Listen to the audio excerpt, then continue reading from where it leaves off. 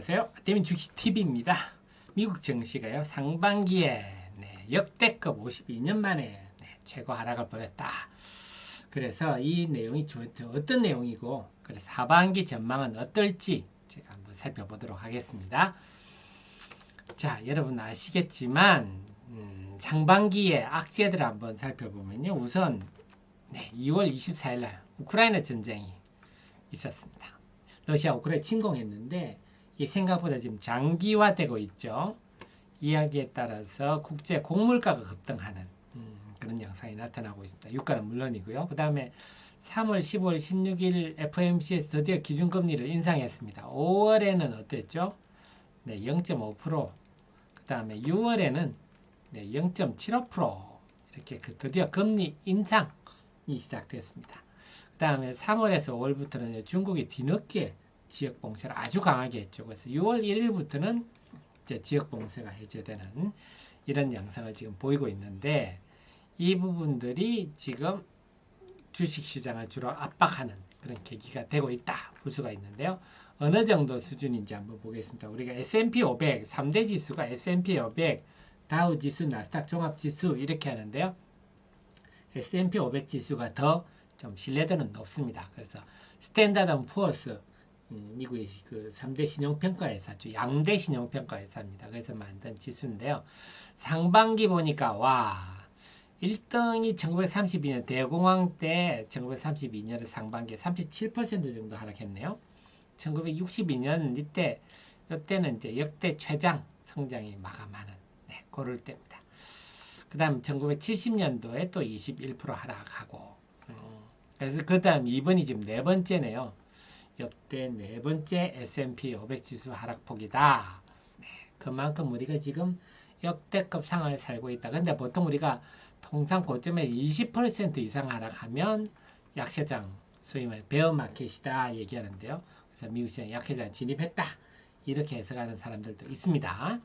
그 다음에 그건 너무 지금 1900년대 얘기는 너무 먼 얘기 아닙니까? 지금 21세기인데 한다면요. 2000년 이후로 본다면 지금 1등이네요. 상반기 하락폭 중에서는요. 두 번째가 2000년 닷컴 버블 꺼질 때고 세 번째가 2008년 서브프라임 때. 그러니까 지금 닷컴 버블이나 서브프라임보다 더 하락했다 한다면 지금이 그것보다 더 엄중한 시기다. 그만큼 상황이 안 좋다. 이렇게 볼 수가 있겠습니다. 그럼 S&P 500 말고 다우 지수는 어떠냐? 다우 지수는 올 상반기에 15.3% 하락했다. 상반기 하락폭은 1962년 이후 최대다. 그래서 9조 달러가 날아갔다. 그럽니다. 나스닥 종합주가지수는 어떠냐? 올 상반기에 거의 30% 가까이 떨었는데 이건 역대 최대입니다. 역대 최대. 그래서 나스닥은 올해가 역대 최대. 이렇게 참 대단합니다. 그래서 나스닥 지수는 특히 2분기에만 22% 이상 하락해서 금융위기 때 그때가 그 가을에 리만 브라더스가 망했죠. 그 2분기 때 상당히 안 좋았는데 그때 이후로 가장 크다. 그러니까 지금은 S&P는 52년 만이고요. 다우 지수는 62년 이후 최대고요. 나스닥 지수는 역대 최대다. 상반기 하락률이. 그러니까 지금 종목별 하락률이 기가 막힙니다. 넷플릭스 우리가 잘 아는 넷플릭스 71%. 우와. 그다음에 페이스북 52%. 테슬라도 36%. 구글도 25%. 애플마저도 23%. 네. 말해 뭐 하겠습니까? 넷플릭스 보니까 기가 막히네요. 이 정도 하락인데 그러면 우리 시장하고 좀 비교를 해보면요. 우리 시장은요. 다우 지수가 이렇게 하락을 했습니다만 우리 시장도 비교를 해보면 상반기 비교하면 다우가 15.4, 코스피가 21.7%. 야 우리가 좀 더 많네요. 상반기 하락. 나스닥이 29.5% 본다면 코스닥은 나스닥에 비해서 좀 낮지만 어쨌거나 도진깨진입니다. 비슷하네요. 그래서 우리 증시도 20%대 비슷하게 하락했다. 이렇게 볼 수가 있겠습니다.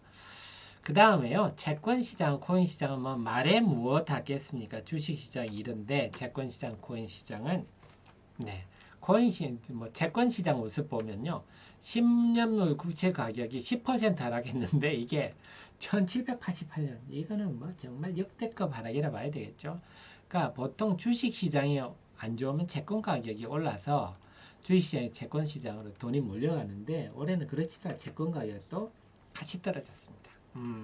코인은요 상반기를 논할 게 아니라 코인은 2분기 중에서만 58%가 떨어졌어요. 그래서 코인 시장은 2분기 중에만 하더라도 56%가 시가총액이 감소했다. 코인 시장은 뭐 상반기 전체 볼 게 아니라 2분기만 보여도 코인 시장은 56% 하락했다. 야, 그러니까 결국 정리해 보니까 네, 주식 시장, 채권 시장, 코인 시장 모두 역대급 기록을 세운 상반기 2022년 상반기군요. 우리는 지금 이런 시대를 살고 있다. 그러니까 지금 비트코인 같은 경우도 시가총액 1위 비트코인도 2분기에만 반토막 이상 났고요. 이더리움은 거의 3분의 2 토막 났네요. 이런 상황입니다. 자, 그러면 앞으로 이제 시장이 어떻게 될 것인가 하는데 지금 당연히 시장이 빠지니까 걱정이 많죠. 그래서 제일 중요한 거는 소비자 물가 지수가 3월이 역대 최고 41년 만에 최고치를 기록을 했다 하자마자 5월에 또 그 기록을 깼으니까 이게 뭐가 좀 떨어져야 됩니다. 그래서 소비자 물가 지수 상승률이 둔화되면 인플레 정점론 이런 게 나와서 시장이 돌아설 수 있겠다 이렇게 볼 수가 있겠고요. 그러니까 이래 되니까 지금 문제는 기준금리를 3월에 2.5%, 지금 6월에 0.75%, 5월에 0.5% 올랐죠. 네, 지금 이런 상황으로 가고 있다는 겁니다. 그래서 금리 인상하니까 당연히 네, 소비가 위축될 수밖에 없나. 그래서 이게 다 부정적 요인인데 결국 시장에 지금 참여자들이 우려하는 거는요. 이제 물가가 상승한다. 그래서 인플레 부담이 크다 하는 거고요. 그 다음에 페드가 다음에 7월에도 0.75% 올릴 가능성이 높다 이러니까 이렇게 금리가 올라가면 채권 금리가 올라가면 채권 가격이 떨어지고 여러 가지 혼란스러운 일이 발생하겠죠. 그래서 저 기업의 조달 금리가 올라가니까 네. 금리가 올라가면 여하튼 우리가 뭐 쉽게 말해서 아파트 이자 낼 게 많아지잖아요. 그럼 소비할 돈이 없잖아요. 그런 것처럼. 그 다음에 이제는 경기 침체 걱정도 등장하고 있는데요. 경기 침체는 물론이고 인플레 속에서 경기가 침체되는 디플레이션에 대한 우려 이런 것들도 막 나오고 있어요. 그런데 이제 이런 얘기가 일반론이고요. 대표적인 비관론자가 닥터 둠, 네, 닥터 파멜이죠. 루비니 교수 워낙 유명한 사람이 이 양반의 입만 열면 비관론입니다. 그래서 최근에 6월 30일 날 프로젝트 신디케이트라는 기고를 했는데 늘 그래왔던 비관적인 내용입니다. 그래서 통상 전년 경기 침체기 세계적으로 35% 하락하는데 이번에는 한 50% 하락할 거다 하는 겁니다. 그러면 지금 올 상반기에 지금 다우 나스닥이 한 20%대 지금 하락했다 아까 말씀드렸는데요. 네, 다우 나스닥이 20%대, 다우가 30%.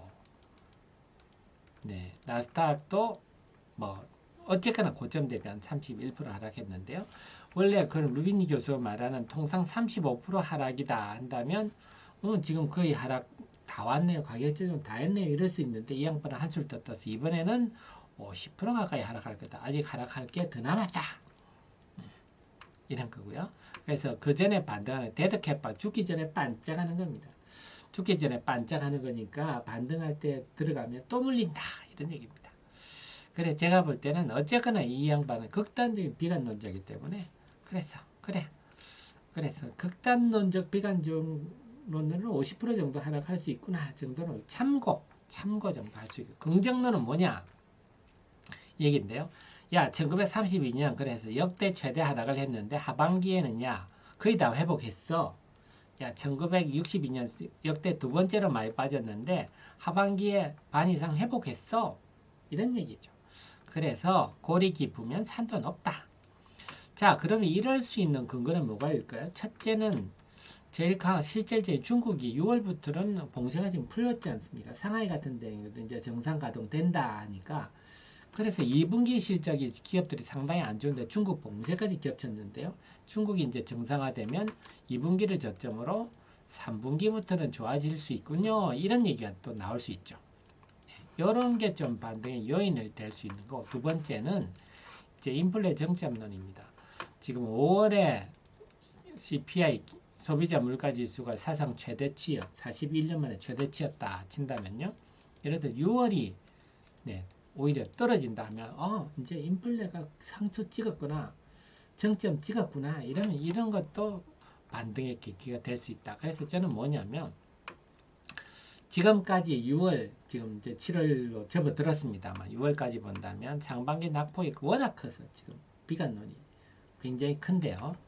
그래서 우리 상황이 지금 엄중한 것은 사실입니다. 역대급이 지금 벌어지고 있는 건 사실인데, 중요한 것은 또 돌아서서 가만히 생각해 보면 중국이 다시 경제가 돌아가고 미국이 인플레 정점 찍고, 사실 이번에 물가도요, 지금 금속, 철광석 가격이 지금 많이 떨어지고 있어요. 이미 곡물가 가격이 오르는 바람에 사람들이 물가가 엄청 올랐다 생각하는데요, 유가도 지금은 안정세고 금속 가격이 많이 떨어지고 있어요. 철광석도 그렇고요. 그래서 우리가 실질적인 그런 물가 압력은 이제 어느 정도 반영이 됐다 정도 본다면 하반기에 의외로 반등할 수도 있겠구나, 이런 생각도 가질 수가 있겠습니다. 그래서 오늘 이 시간에는요, 이 역대급 상황이죠, 현주소가 어떤지, 앞으로 어떨 건지 제가 지금 살펴봤고요. 도움되셨다면 좋아요 눌러주시고, 그 외에도 제 카페에는요, 이런 좀 리포트라든지 데일리가 많으니까 참고하시기 바랍니다. 네이버 카페 하태민 검색하시면